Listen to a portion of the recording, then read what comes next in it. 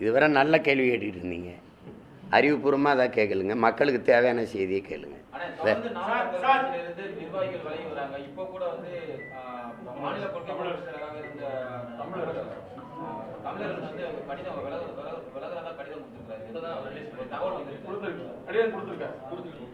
அது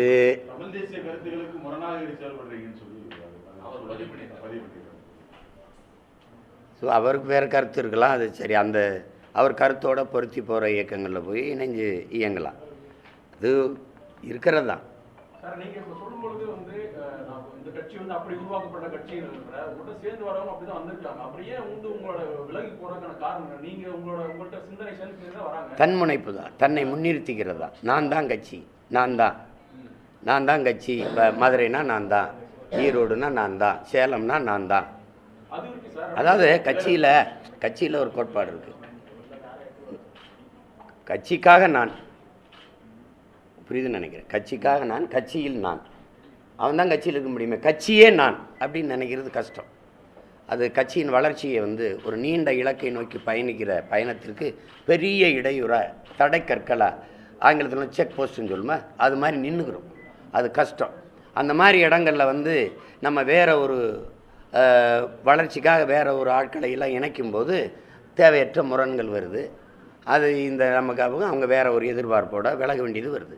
அதை பற்றி ஒரு பெரிய இயக்கம் கவலைப்பட்டுக்கிட்டு இருக்க முடியாது. நீங்கள் வளர்கிற ஒரு இயக்கம் ஒரு மரத்தை வச்சு நீங்கள் ஒப்பிடலாம். பல முறை சொல்லிட்டேன், சில கிளைகளை சில இலைகளை உதுத்து தான் தீரணும், இல்லைன்னா அடுத்த கிளை வராது, அடுத்த இலை துளிர்க்காது. அதை போய் பேசிட்டு கூடியதில்லை.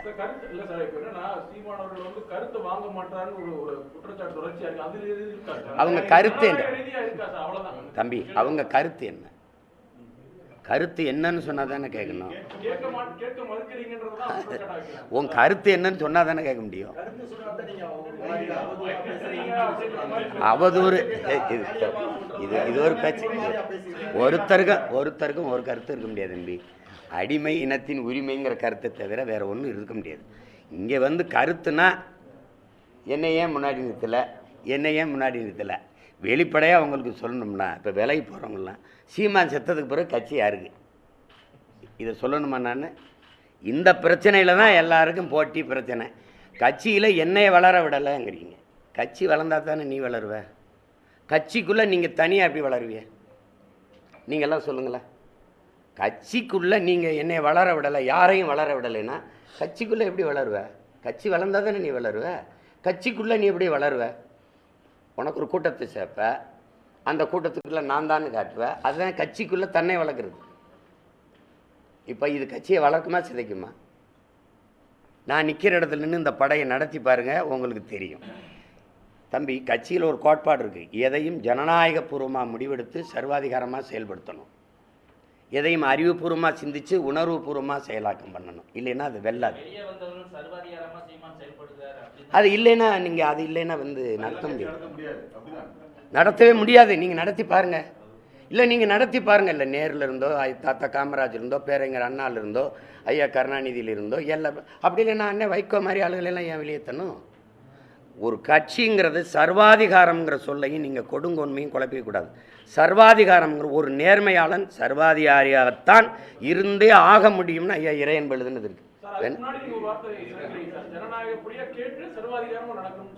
ஜனநாயகபூர்வமாக முடிவெடுக்கணும், சர்வாதிகாரமாக தான் செயல்படுத்தணும்.